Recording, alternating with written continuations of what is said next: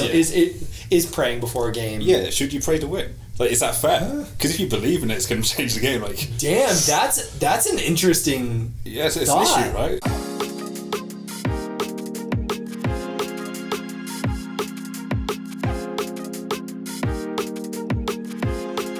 What's going on, guys? Andrew with Pride. Today we have got. What is your last name? Miller. That's so exactly what it would be. Alex Miller. It's the whitest man alive. Straight up. As you can tell, he is not from here. From the UK, right? Mm-hmm. Where in the UK you are? I'm actually from Guernsey, which is a small island just off the coast of France. Really? Yeah. So you're French? I mean, only hereditary. Okay, that's kind of neat. Yeah, like my family's got like some property in France and all that kind of stuff, so... That's kind of neat. Yeah, everything's cool when it's foreign. Everything's cool when it's foreign. If you're not used to it, it's just... Yeah, that's the rule of the universe, man. Yeah. So you're a strength coach, a little bit of strength coach with Kabuki, yeah? Yes, sir. How long have you been with them for? Coming up to, I guess almost a year, maybe just under. Really? Okay, I didn't realize that you'd actually been with them for that long. Yeah, I mean, I'm not very good at time, I'll be honest. Time's really difficult. But it's been a while. Yeah. So you started out as athlete testing, I think was when I first met you, correct? Yeah, so that was like my most recent one before that. So I guess give us the rundown, man. What's who are you, bro? Who are you? I'll tell you what, I'll go through like my journey into strength coaching. Maybe is a better one to go through. I'll say this just as kind of a precursor. You are one of, I mean, I can probably count on like one hand the people who like I had a conversation with and was just like immediately blown away by how clear it was that they really understood on a deep level what they were talking about. You are one of those people. Like, I was fucking shocked at the way that you could talk about programming. Like, I like programming. It's fucking. It is so cool hearing you talk about it. So like hearing like the rise to actually getting to that point, I'm actually pretty excited. Okay. This podcast is for me. You guys just get to listen. So I started out like my like athletic career like relatively young. So I was swimming and jiu-jitsu competitively from like 7 to 14. So like national kind of ranges there. Fencing, national age groups, all that kind of stuff. Stopped fencing, stopped playing rugby. When I was 17, 18, got my first contract at 21, went to New Zealand, started playing rugby over there. You were doing what in New Zealand? Playing rugby. Playing rugby, okay. Yeah, that was like my job out there. Sick. Yeah, that was pretty cool. It was nice really to like get people to pay me to do stuff. Yeah, that's pretty cool. Came back to UK, went to college, got scholarships for rugby, which was nice. And then I ended up playing rugby for a while, but I ended up enjoying the training side of it more than the actual playing side of it. Also, everyone's fucking massive. Am I allowed to swear? Yeah, absolutely. Everyone's fucking massive now. Could you imagine me not cussing? Well, it depends on you monetizing. I don't know. Believe it or not, you can monetize with cussing. Yeah, nice. Yeah. Yeah, so I ended up enjoying the training, and I was just too small. So I go into the coach side. Dude, everyone's massive, man. Especially at like championship level. So you think about tiers of sport, you have like top tier, which is international. You have like first tier, which is I guess like NFL, and then you'd have second tier, which is what you call championship. So I was playing championship rugby. Okay. And at that point, everyone's huge, everyone's good, everyone's fast, and I was just too small, not good enough, and that was it. So, dude, that's wild. I can't imagine you being small. Yeah, man. Everyone's like 6'2" and huge. How tall are you? Like 176 centimeters, so like 5'9", 5'10". Oh man, okay, I guess you are. Yeah, I'm like a midget. You're such a big motherfucker that doesn't like register. Yeah. Yeah. As tall as you are wide. Yeah, man. I went from like, since I got to the US, I've gone from like a large or extra large to triple XL. Really? Yeah, man. Intentionally or? No, Cat's just a really good cook. Yeah. So I can see that. So there's that. Yeah. So when I was like mid-20s, I kind of shifted into coaching. After doing my degree, and that was that really. I was super lucky because whilst I was playing rugby, I went to Texas, played Texas rugby, and between like leaving the UK and going to Texas, I was actually got coaching from Brandon and Chris at Kabuki. Okay. And that kind of set the paradigm out for like my coaching style. So like, I'm like really, really heavily influenced by Brandon. If you don't know Brandon Sen, worth looking up. So he was Chris's coach for a long time. Okay. Still is actually. Chris Duffin, by the way, for anybody who's not. Oh sure yeah, who Chris yeah, is. Duffin. Yeah, and Rudy's coach actually is. Rudy and Chris are the owners of Kabuki. Okay. And they both have more world records than they should. Yeah, Rudy's got like all the world records for his age group. Really? Yeah, I mean, wow, dude. But he's got like he'll pull 500 next competition. He's 78 or something. Was that insane? Oh my god. Yeah. Well, yeah, I guess that's. I don't want to say that's an easy age group to have, but ain't that many? Ain't much competition, I suppose. Well, that's what he said. He was like, "Yeah, everyone else is dead. Yeah. Like, all the competitors have died." Yeah. So, but like, that'll be an interesting thing to see change as we start to get older, because I feel like it's so common now for people to train. Like there was a guy who owns a coffee shop like down the road from here, and he's 50 something years old, and he got into powerlifting in his late 40s. yeah, people are doing that now. Yeah. Man. Especially if you're on like TRT, there's not really a limit. Yeah. To what you can do. No kidding.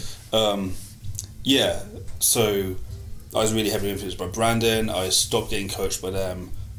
Honestly, just because it was expensive. It was like $250 a month, and when you start coaching, there's not a ton of money in it. Yeah. And that's a big expense. Yeah. Right? Especially when you're living in... So I was in Guernsey at the time when I started that, and it's comparable to like New York or London in terms of pricing. Oh, Jesus. Yeah, it's fucking expensive. So yeah, and then I kind of went off the route, but still... I went off the coaching, but still heavily influenced by the ideas that Brandon has and by the principles that Kabuki work with. Did that for a long time. And then I worked for myself, obviously, for a long time. I ended up working at CrossFit London, which was a real eye-opener. How so? Well, one, like... This isn't like a dig at anyone, because CrossFit London actually has really good coaches and had really good coaches. But seeing how the CrossFit community coaches is very different, and then going to other gyms, like it was my first real exposure to people being really bad at their jobs.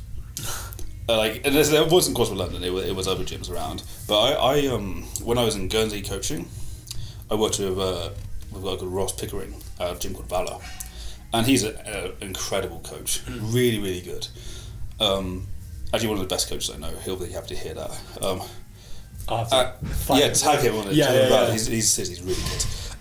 And I just thought this was a normal standard of coaching. I had no idea that people were bad at this job. Oh, dude, that's kind of interesting. So you were getting such a high level of coaching for such a long time that then when you got like exposed to, I don't want to say like the reality, like it's like that's what it is. Kind of the reality of what it is to have like average coaches and stuff like that. You're like what the fuck, these people are terrible. Yeah. And then you run into another pack of coaches and you're like, what the fuck, these people are all terrible. Yeah, it was really eye opening, and it's a little bit upsetting, really. Yeah. But so I was super lucky that I was exposed to really high quality stuff for the longest time.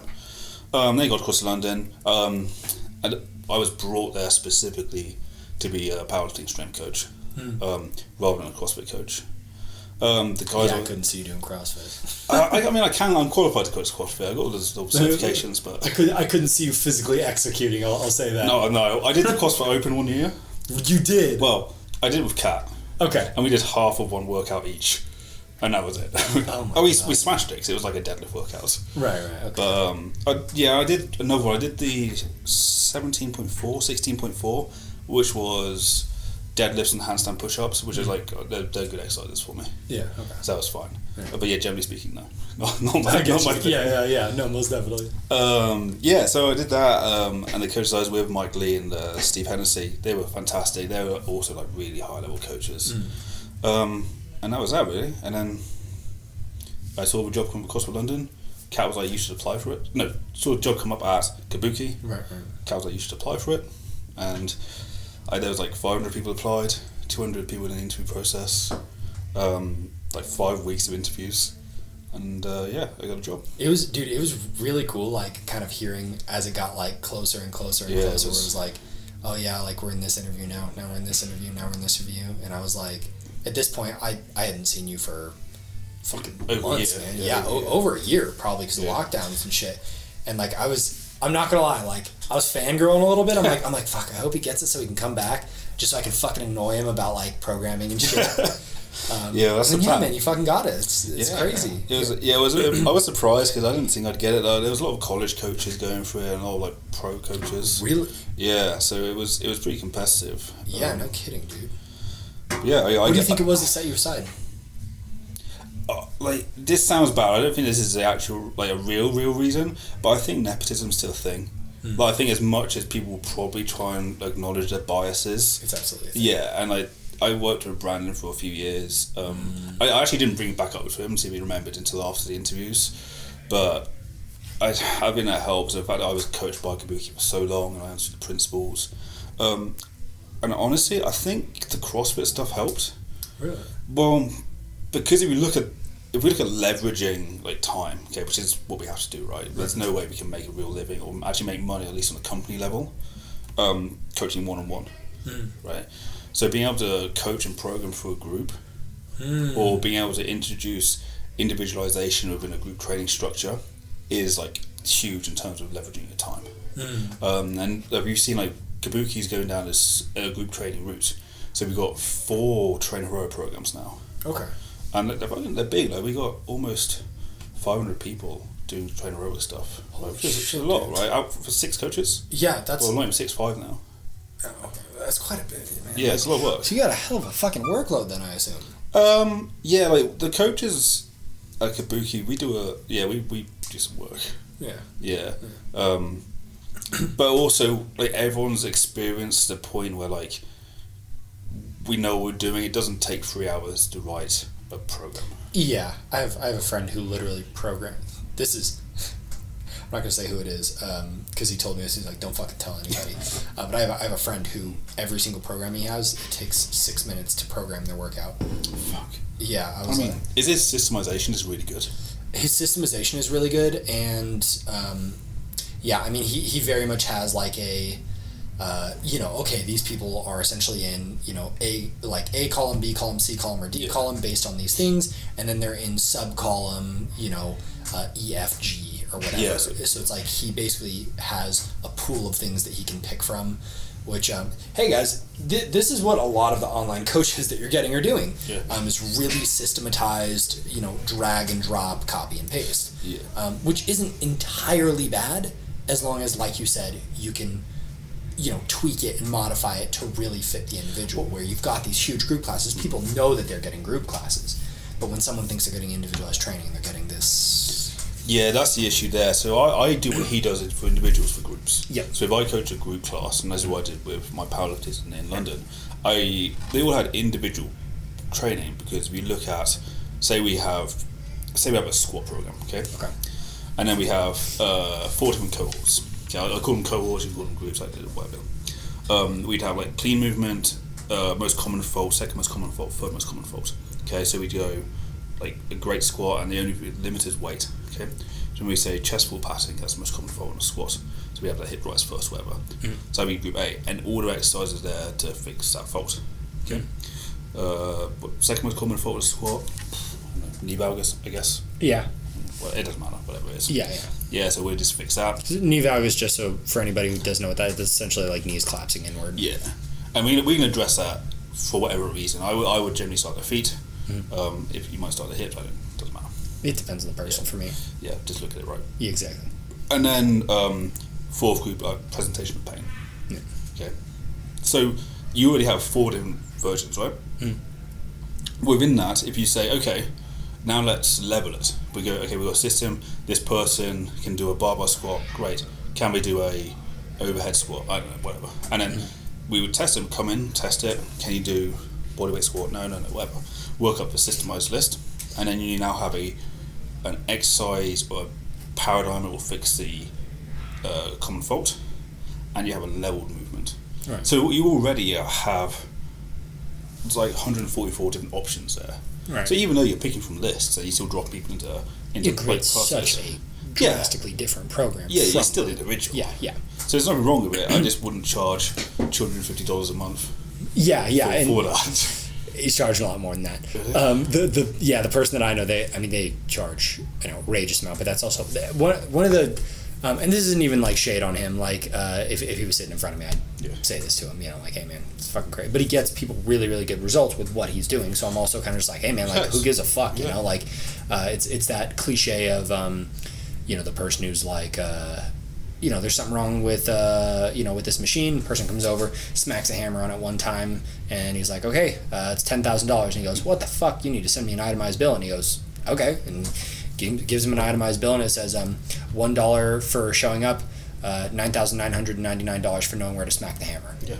Yeah. It's works. Yeah, exactly. Like, as long as you get from someone from, you know, point A to point B, people are willing to charge, essentially, whatever. But now we're getting into fucking ethics of training, which is actually a fun topic. But and honestly, I feel like this podcast, I mean, we're 17 minutes in. I feel like whoever hears this episode, this is going to be a lot more focused toward, I think, coaches too, so you can kind of communicate in the sense of these are coaches. Because even just like what you've said so far is not even like crazy high level, but it's something that I think a lot of people don't understand is that.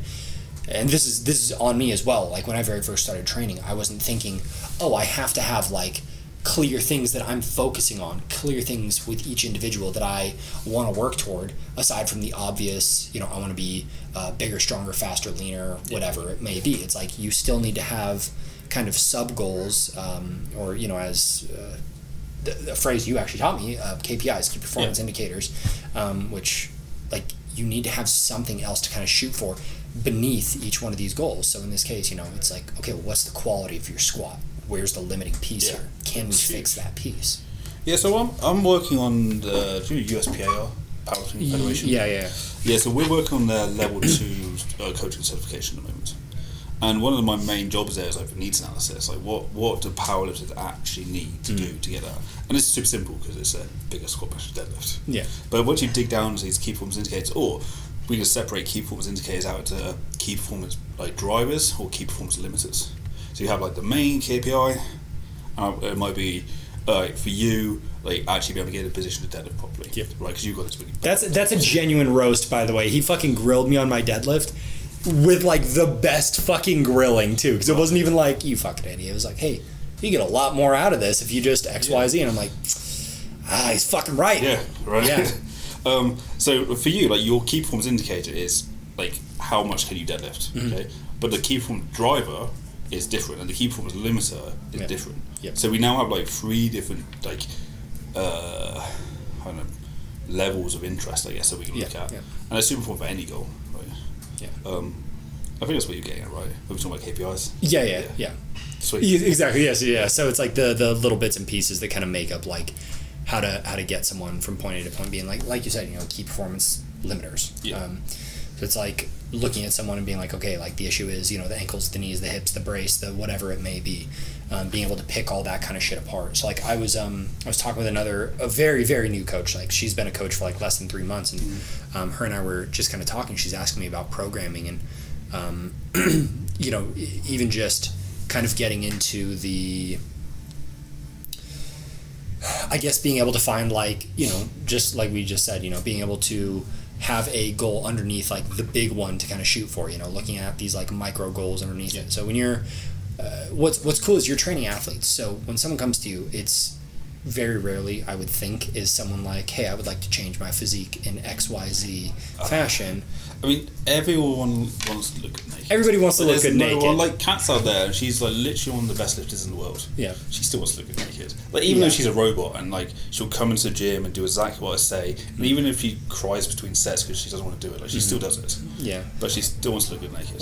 We'll attach something of Kat right about here, whether it's like one of her fucking lifts or a picture or something like that. I can see a picture. What are her numbers right now? Her best numbers. Yeah. She's a 52 kilo lifter, so that's a 123. She does a 117 kilo bench, so best bench. Bearing in mind the world record was like 112. She got a 200 and... Wait, so she's surpassed the world record? But not competition, right? Right. Okay, yeah, no, okay, that's fair. So gym lifts, yeah. Best deadlifts, I won't say 202, but it might be higher now. And her best squat's 153 kilo. I'm sure you can put on the pound. Yeah, we'll also, Glenn, when you get to these, transition all of those into freedom units. So the The bench is like 250, I think, something like that. Holy fuck. The deadlift's like 448, and the squat is 330, 340. 330. Yeah, so like for perspective, guys, Kat at 120 pounds lifts more than I do at 190 pounds. Yeah. So, I mean, that goes a lot towards specialization, genetics, but also programming. And, I mean, fuck, dude, like, the way that her body's built, like... A stud, man. Yeah. She's fucking built to lift a shitload of weight. You know, you met Kelsey, her sister. So Kelsey's sister like doesn't go to the gym or anything like that. I came in here one day and just squatted 220 like just straight off. Like that's weird. Like, that is fucking crazy. And you met her brother as well. Doesn't train, fucking jacked. God damn, dude. And he's like 6'2" as well. Beautiful specimen.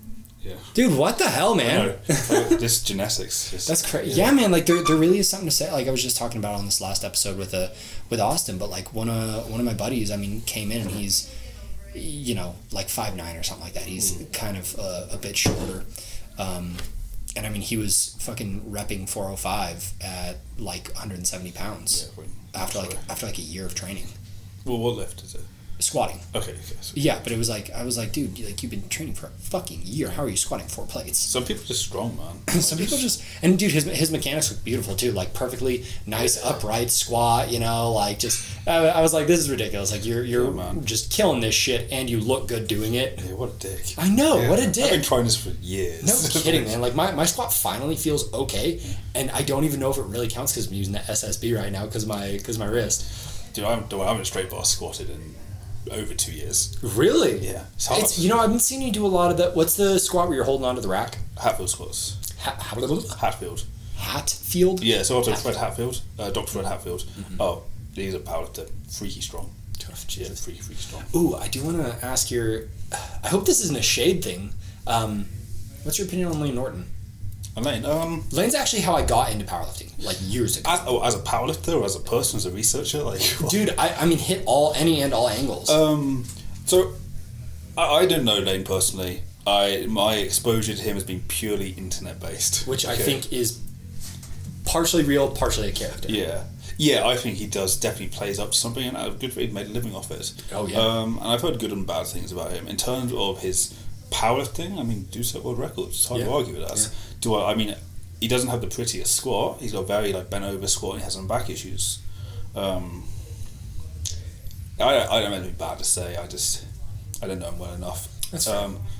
In terms of the information he puts out, his information is incredible. Yeah, fantastic. So with someone like that, because this is something that I wanted to talk about with you, was like chasing perfection as far as like how the lift looks or functions or whatever it may be, versus the output of what they're capable of. Because something that I always kind of handicapped myself with was, my deadlift doesn't look right. Oh, my squat doesn't look right. I've always felt okay benching. Benching's always felt like super natural to me.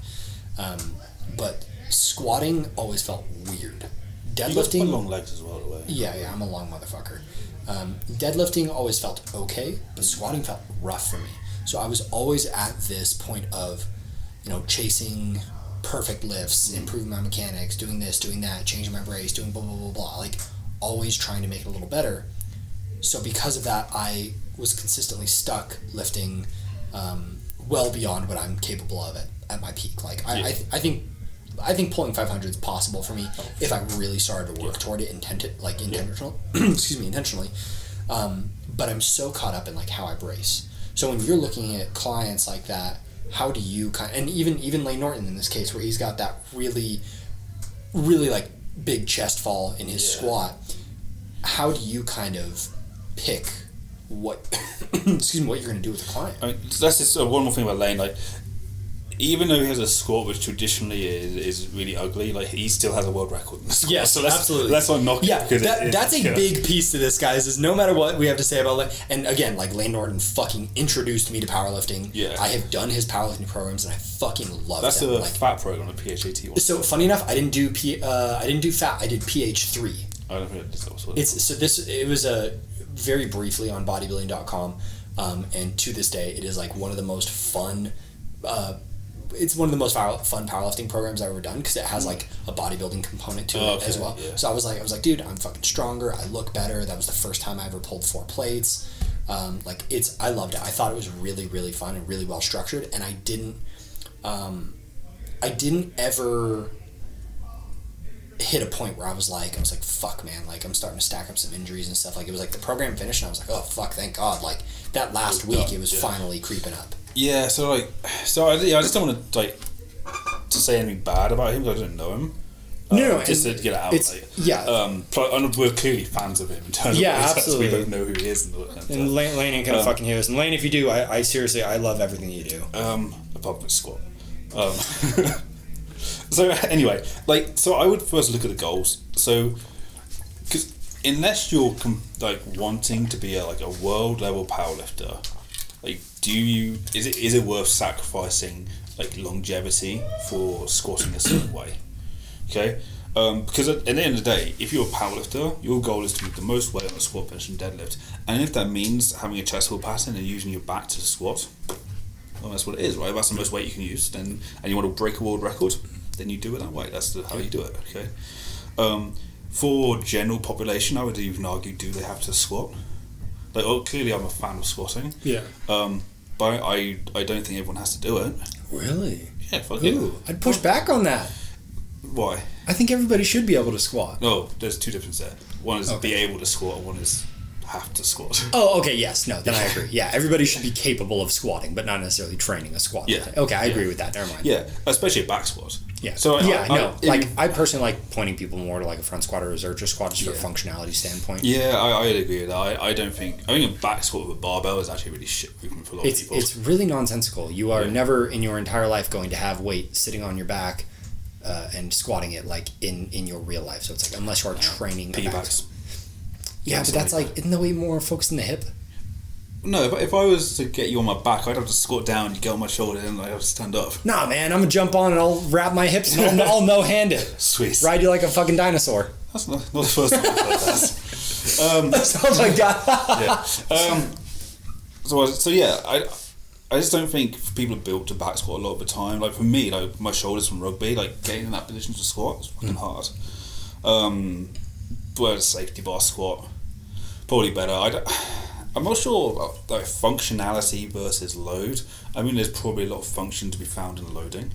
So we probably want to find a hybrid where we can have a high load potential for a movement, but also like a high comfort or low skill element, which is why I have the squat, right? Because I've got a super maximal load potential, but it's still quite a comfortable, stable position. Because it's basically, if you look at the spectrum of progressions or a spectrum of like motor control, we go like leg press is super stable, okay, right. And people can move a shit away in it. Yeah. Then we go belt squat because it's still like many points of contact. Stable. Yeah, stable. Then we go handfield squat, okay, because I've still got 4 points of contact, but it's more like open. And then we look at like safety bar squats or back squats or whatever. So it's very much like super high load potential because it's so stable, but relatively close to squatting. Does that make sense? Yeah, no, it does. So I think as well, like it's hard to argue like that it's not functional because say my Hatfield squats I've done 700s on a Hatfield squat. So the strength was there, and I could probably go into the gym, do any movement at least as strong as anyone else in here, right? And the argument of somebody to be functional would be able to go and do something. Yeah. Well, let me rephrase that from like functional in nature standpoint. So more so what I'm meaning is like in your day to day, like if we're looking at like a fucking hunter-gatherer tribe, like they're not going to be loading shit on their fucking shoulders. They're probably going to be carrying shit out in front of them. So that's more so what I'm meaning when I talk about like natural or functional. Oh, okay, sweet. Yeah, so I'm going way fucking bare bones of like how does a human move. Oh yeah. But yeah, if we're talking like function of actually back squatting, like yes, it makes sense. But does everybody need to do it? Not necessarily. Absolutely not. Most people shouldn't. One of the things that's really the reason that but the reason I think a lot of coaches are going to like this and the average person isn't necessarily is because you answer questions in the way where it is you are so careful to not answer anything matter-of-factly, which is the correct answer every fucking time. Yeah, I really hate generalizations. No, you this is probably the only generalization that you can really say is you can never absolutely answer a question like black and white. Yeah, which is you shouldn't. But it's one of the things that makes like it's one of the things that makes your content so interesting to me, is that I'm looking at it and it is like this dense fucking breakdown of like really complicated subjects, and it's never just like, you know, these little blah, blah, blah, blah, like kind of flippant statements and stuff about like, oh, this is absolutely how it is. Like you go into the weeds with a lot of your content and break things down into much more small pieces. And like one of the things that for anybody listening to this, like I don't know what we'll have time to shoot, but like gonna shoot like possibly a squat bench dead tutorial, and probably keep them pretty short. But like the stuff that you've done with me when it comes to developing some of my movement, even just in these brief little bits, has been so effective. And none of it was, oh, your deadlift needs to look like X. Yeah, so this whole idea that you have to have a specific paradigm of movement for someone, that just doesn't make sense. No. I mean, again, we use Kissy as an example because she's so different to us, right? We're Caucasian, right? Pretty white, and she's very, very Asian, right? So, for example, she squats with a super narrow stance. Yeah. So her hip capsule is probably really, really open. Yeah. Well, I have a super close hip capsule, and if I try to squat with a close stance, I get to like not even 90 degrees. Dude, it's a fucking what's that specific hip for people in the UK called? It's like a specific hip. I think it's called like a Dalmatian hip or something like that. I don't know. It's all I know is it's something that they see specifically on like UK or UK and Ireland. Yeah, it's like really deep hip sockets. Yeah, so it's like far Western Europe has really, really deep hip sockets. Yep. So we look at kind of Gaelic kind of culture there. Super, super good for power generation. Really good for power generation, but really bad if people actually move. Yep. Okay. Pardon me. So I assume is why the UK produces a lot of good throwers. I'd imagine anyway. But yeah, so if I try to squat now, I can't. But she'll squat super narrow. So we can't expect us to squat the same. Especially like, do you know anyone's got like a retroverted hip? Not that I can think of off the top of my head. I mean, what you already know because of an X-ray, right? I mean, that's not true. You can test for it, but most of you don't know an X-ray. But they can't squat the same as like a normie. Yeah. They can't do that. So we just can't have it. I work with a client, a really recent client, and she actually flies special forces around the world. Okay, super interesting job. But she skied into a tree a couple of years ago, and like her injury list is extensive. Like she's basically made of metal now. Worse than my. Okay. I think she's got like pinned spine. Like one of her femurs is titanium. It's insane. Anyway, but so she's coming like. Looking at her squat, she's trying to fit herself into this idea that she has to have a narrow stance squat with feet straightened forward. Like it's never going to work, something like that. Yeah. Especially when you can't move, you know. Yeah, that's one of the things that I always find interesting about like assessment protocols too. Is people, there is, people are supposed to be able to do, whatever it may be.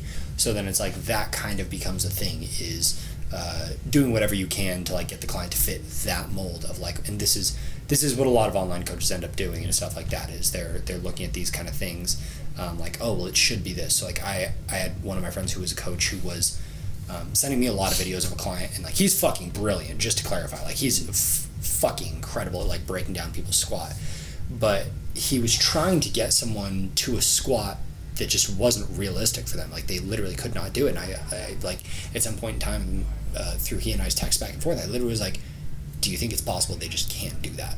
Yeah. And he's like everybody should be able to do this. And I'm like, everybody should be able to squat, but not everybody should be able to squat like that. Yeah, like some people can't, right? They just can't. Yeah. Yeah, that's an issue. But I think some of that comes with experience as well. So like, say you're brand new to coach, or relatively new to coaching. So like we've been coaching. I don't know, how long have you been coaching for? 8 years. Yeah. So like, but it was like fucking 3 or 4 years of me being a fucking idiot. Well, as everyone, right? Yeah, that's fair. As everyone. I've done. It's either 8 years or 10 years. I can't remember. Yeah. It's a long time, right? Yeah. And you probably have the confidence to say to a client, just try something. Yeah. Whereas if you're like a little less sure of your ignorance, then maybe you wanted to give someone a really precise thing where that's not going to work. Like I give a prescription, I just try this all the time, and because either it will work or it won't work, and if it doesn't work, then we're actually in a better place, So I think maybe there's a confidence deal there. Or So when you say just try this, you're talking like just toss someone under a bar and it's like, hey, let's see how you look when you squat. I mean, I have done that, but I probably wouldn't do it. Like, Yeah, but yeah, not necessarily like just try a different foot position. Like say. I got you. Yeah, yep. Yeah, like I'm not going to say, hey, your feet have to be at exactly 10 degrees on this side and 10 degrees on that side. Like 20% of the population have different versions on the hip socket, right? So the idea that if my hips are different, like each side is different, and my feet have to be in the same place, like it's just not going to work. Dude, something that, I mean, like this shit, I spent so much time looking into this because I just couldn't understand it. My right foot has to turn out a little bit more than my left foot does. And everybody I knew for like the first 6 years of me like lifting, no, for the first 8 years of me lifting weights, because this started happening when I was like 18 or 19. Everybody's like, hey, you know your right foot's turned out more, you need to make that match, or you need to turn your other foot out. And I'm like, oh, okay, and then my squat's all wonky and like weird looking. It's like, no, you need to do this, no, you need to do this, no, you need to do this. And I was like, fuck, man, like how long did I get limited because I was trying to force my into position. Yeah, exactly. Force myself to squat. Like I do think a lot of that is like ignorance and timidity. Like someone being too timid to say like, hey, this sucks, I don't want to do it. Yeah. And just get back to what they want to do. Yeah.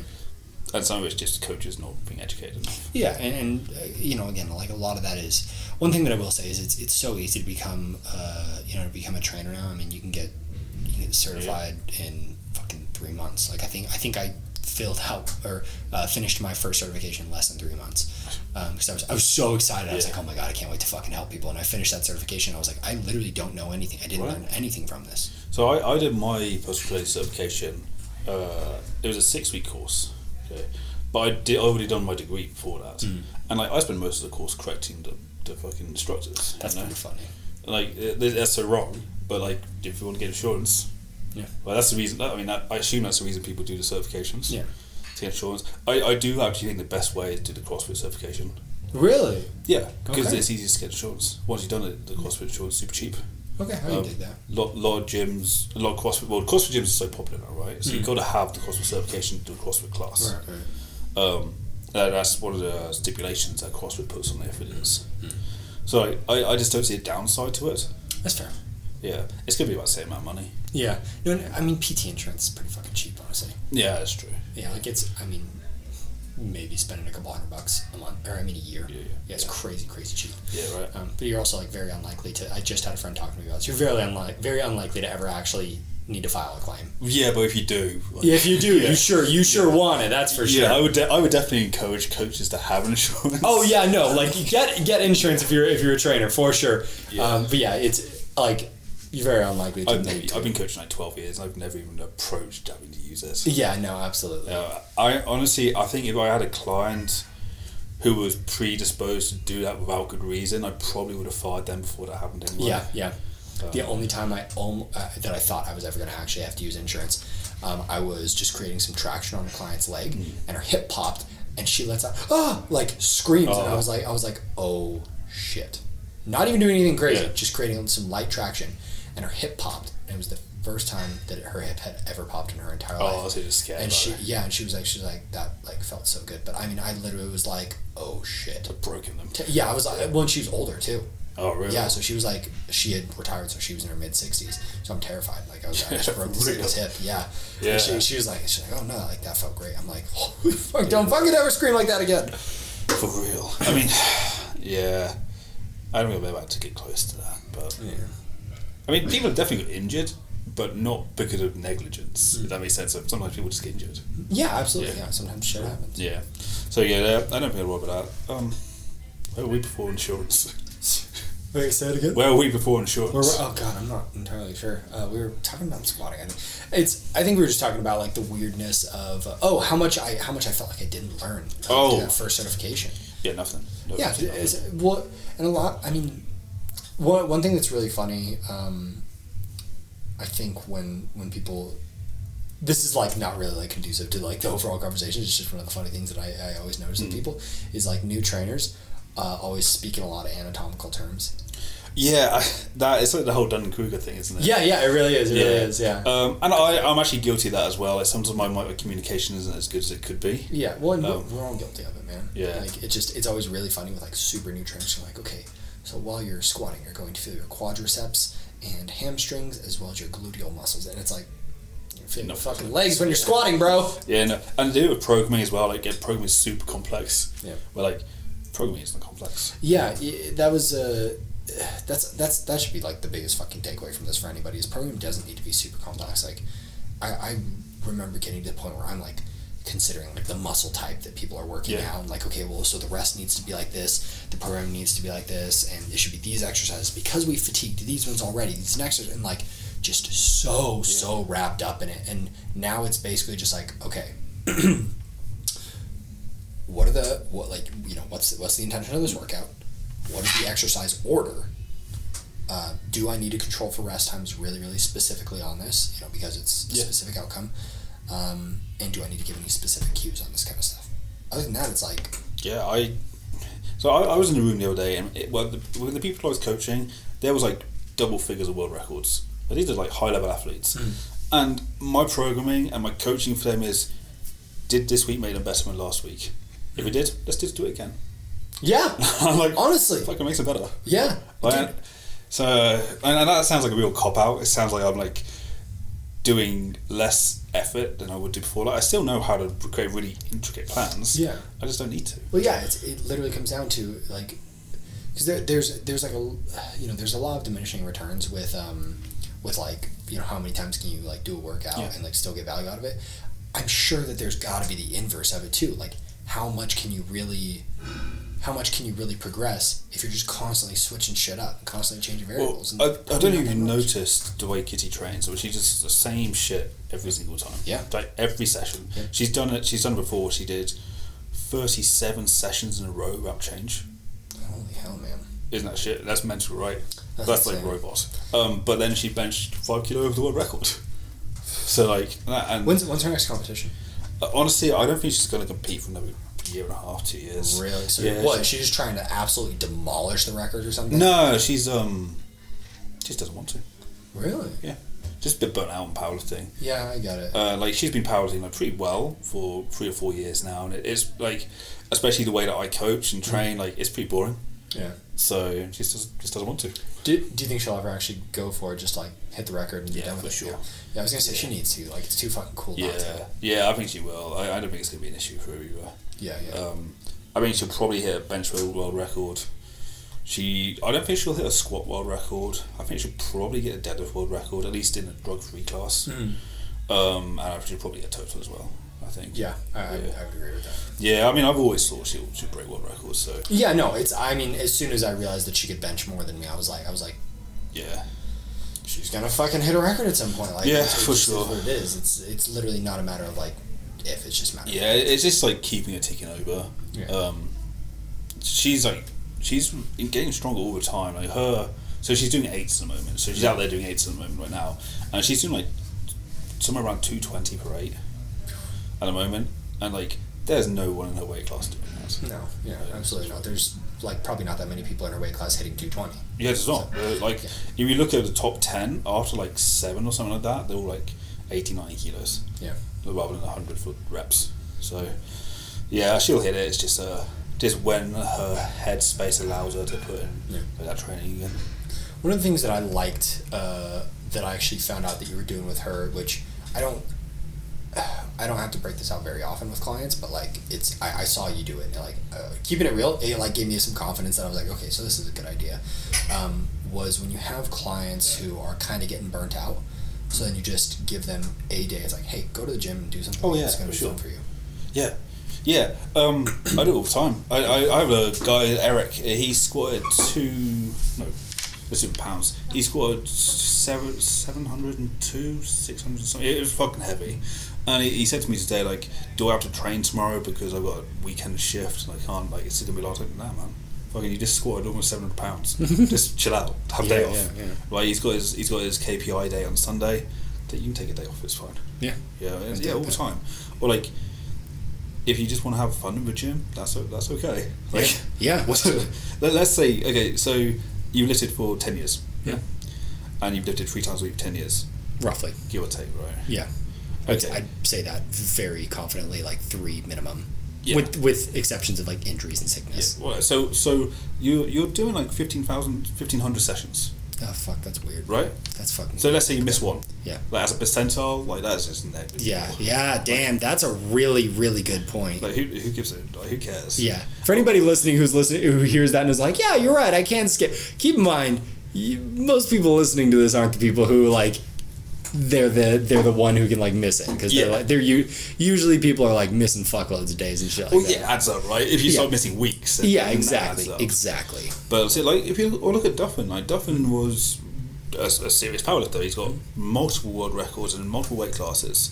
But I've seen him do training blocks where he's trying to work on a single arm snatch, right? Just because it's fun, right? Yeah. So like, do it. No, if you want to have fun, like look at your goals and your priorities in life. Mm-hmm. Your priority can't always be I just want to go to the gym. Yeah. Like fuck that. Like that's super dope.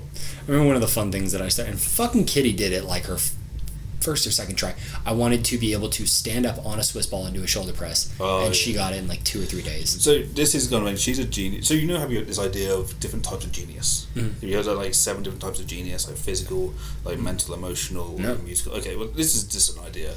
I can't remember who popularized it, but you'll see it with someone like Tom Brady, physically a genius, football genius, right? You can't like, he's trained super hard for. I know he's 45 now, right? So he's I guess 40 years. Yeah. So don't take that away from him, but he's gifted. Yeah. Right. She's just gifted at movement. Yeah. Like, and she's a better human than us. Yeah. At that, like I play professional sports, and she is the athletic one in the relationship. Yeah, man. Right.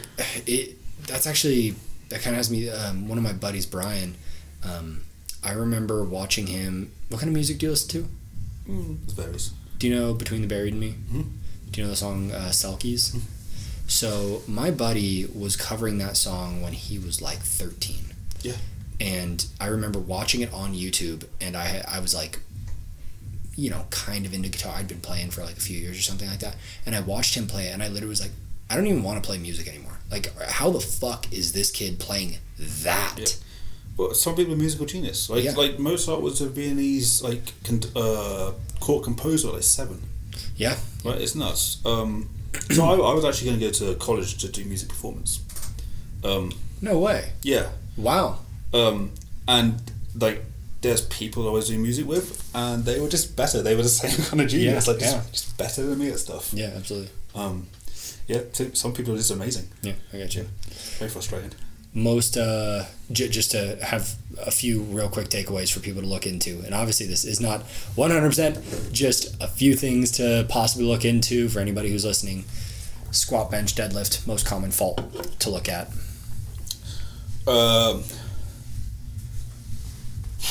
So for the squat and the deadlift, because it's basically the same movement, not having a good enough brace, or there's not. I might even go a step further and say just not understanding the movement. They're not understanding what they need to do. Right. Okay, and then physically, the bracing and the setup. So that'd be a squat and a deadlift. It's the same. For the bench press, the biggest fault people have is probably going too heavy, and technically the biggest fault they have is probably the position of the shoulders.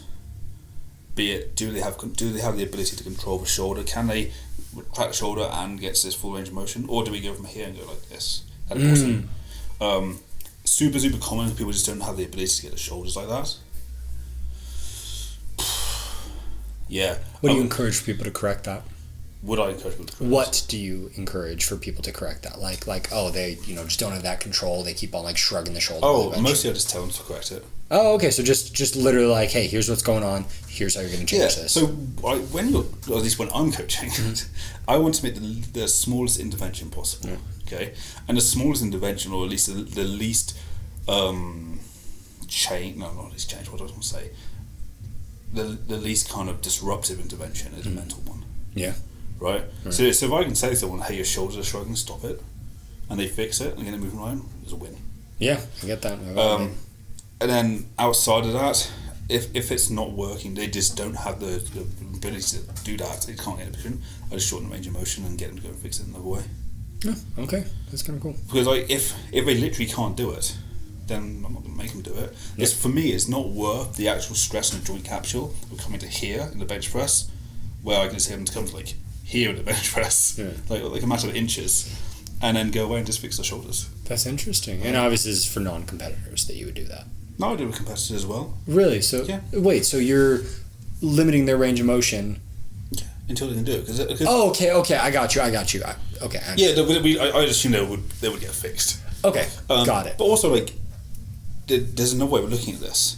Okay, one is, can you get your shoulders to here to bench, or if you can't, you can get to here. Well, is it easier, or is it better bang for my buck to find this, or is it more bang for my buck to find this?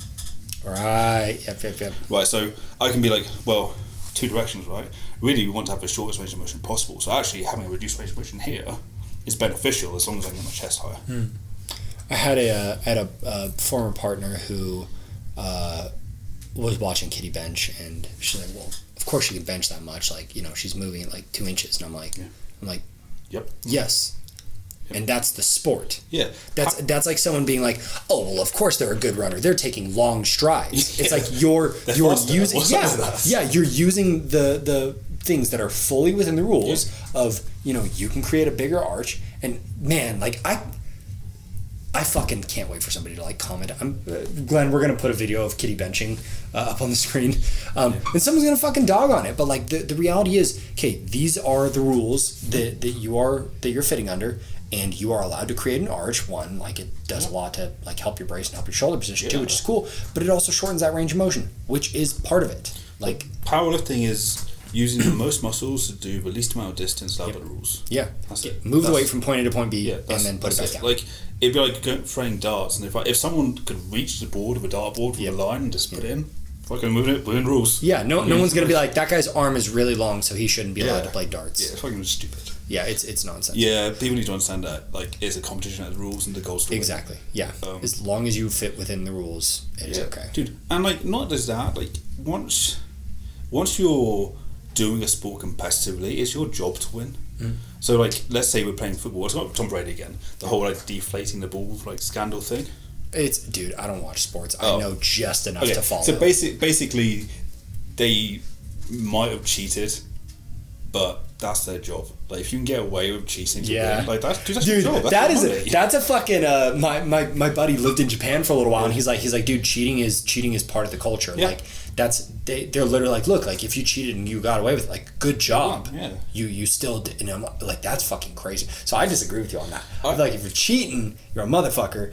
But if you're within the rules, like doing an extreme arch, who gives a shit?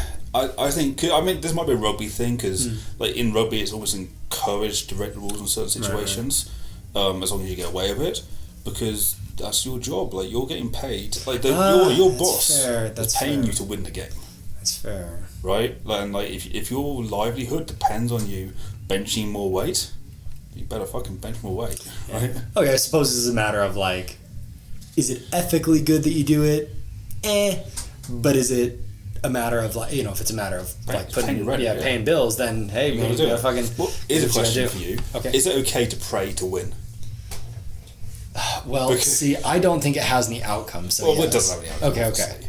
But like, this is more. Ooh, obviously. Yeah. Speaking in a fucking black or white term. I'm just kidding. Well, I'm giving you shit. The idea that, say you believe in God. Okay. The idea that God's concerned with the outcome of a game when there's still child cancer. Hey man, like, maybe he's like, hey, I got a fucking lot running on this game. Well, then he should know the answer already. and why would your prayer influence a deep? Yeah, no. And that's actually a fucking goddamn. I like want to have this conversation, but it's so irrelevant to the podcast. No, I agree with you. It is a funny thought of like, you really think? Okay, so is praying before a game? Yeah, should you pray to win? Like, is that fair? Because if you believe in it, it's going to change the game. Like, damn, that's an interesting. Yeah, it's an issue, right? Yeah, holy shit, that's kind of a fun concept. Because like, if you really believe that, you might be using. Is that cheating? Yeah. Yeah, so wow, divine favor, man. That's yeah, not fair. That's an advantage. In the literal aspect of like prayer is not going to have any outcome. No, obviously it's not cheating, but like if this person believes it, then it's like I don't know. It'd be no different than like someone like grabbing a voodoo doll and like stabbing it a bunch of times, and being like, oh, like I hope this person's like fucked up and can't come to the game tomorrow. Yeah, which is super immoral. Yeah. So there's a wow, that is kind of funny. So also rules are just a human construct. So yeah, they are that too. See, but think about it. How much fun is chess? Because you play a lot of chess. I play way too much chess. Yes, you do. Far too much. Would you have as much fun playing chess if there were no rules? Oh, yeah, the game wouldn't exist. Exactly. You have fun with chess because of the rules. But I also play a lot of variants on chess. Yeah, but there's still rules to those. Yeah, but there's a variance, right? It's different rules. Right, yeah. So, like, I play chess where I don't get to see the opponent's pieces, for example. What? Yeah, it's like you played Command and Conquer. Like battleships. Yeah, it's like that. Okay. Where you just don't know anything else. Okay, you have to like work out where the pieces are. Oh, that's kind of cool. Yeah. Man, that's a brain fucker. It's fucking hard. Yeah. Yeah, and the difference between like my rating's okay in chess. But the difference between me and the people who are good at that is it's mind-blowing. Like, they can picture the board. Yeah. And I have to see it. They just know what's going on. Yeah, like, okay, here's all the different possibilities. Yeah. Man, that's crazy. It's nuts, man. Yeah, that is really nuts. Well, shit, man. I guess if you got any final words of wisdom or anything like that, anything you want to go out on a bang with? If somebody wants to get into powerlifting, what would you recommend they do? Find a good coach. And do you have any resources you recommend for finding a good coach? I mean, clearly, like, Kabuki is the best coaching platform out there. Like, I legit. Oh. Yeah. I actually do think we've got the best team of coaches in the world. I honestly agree with that. That's not saying there aren't better coaches, but as a team and as a resource, I do think it's the best. Yeah. There's some incredible coaches out there, but they just don't have the whole package that we have. Yeah. And again, like, what I'll say is, like, just, my experience of, like, having worked with you very, very, like, in very small increments, dude, if like the team functions anything like you do, like, holy shit, man, what a world-class experience to be able to grow. And we got all the courses and the movement portal and all that kind of stuff. It's just a whole package there, really great. And if I wasn't like working for them, I would probably be getting coached by them as well. I mean, I am getting coached by them. Yeah, my coach is one of the big coaches. Yeah, I get you. And that's not something that has to happen. So Daniel is one of our coaches. He gets coached by someone outside of a team. That's fine. Okay, that's just what he wants to do. That was his coach before he was on board, and he stayed with him. Yeah, sweet. It's happened that I wanted Joe Stella to do my coaching. So he's a pro strongman, really good, and we're gonna hit a 800 or 900 pound deadlift. So sweet. That's holy hell, man. Yeah, that's the goal. Well, shit, dude. Alrighty. Well, we're gonna go shoot some little tutorials on some movements, guys. So pop in for those. I'll toss them on the screen wherever if you're on YouTube. But beyond that, if anybody wants to find you, what is your Instagram? What is my Instagram? I think it's Coach_Alex_Kabuki. That sounds Hold on. Right. Let me use my half-broken It's body. like my birthday, man. I don't even know when my birthday is. Like. Yeah, I asked him his age, and he literally said, "I don't know, man. I don't keep track of that." Yeah, I don't care. It's not important. I don't need to know that. I've been born, Hold on, let's see. It's something like that. It's like Coach_Alex_Kabuki. It is Kabuki for anybody who doesn't know how to spell. And you can go ahead and plug Kabuki as well. Where do they find Kabuki at? What's their Instagram? Just Kabuki Strength. Kabuki Strength is the main one. And then there's Kabuki_virtual coaching. Yeah, Kabuki virtual coaching is actually probably the better one to follow. Okay. At least in terms of coaching information, and then the education week as well. Yeah, cool, man. Yeah. Oh, and then we'll tag Kitty too, because she's just a fucking specimen of movement. Yeah, it's just ridiculous. Well, boom, we just hit the 1 hour mark, at least on the physical recording.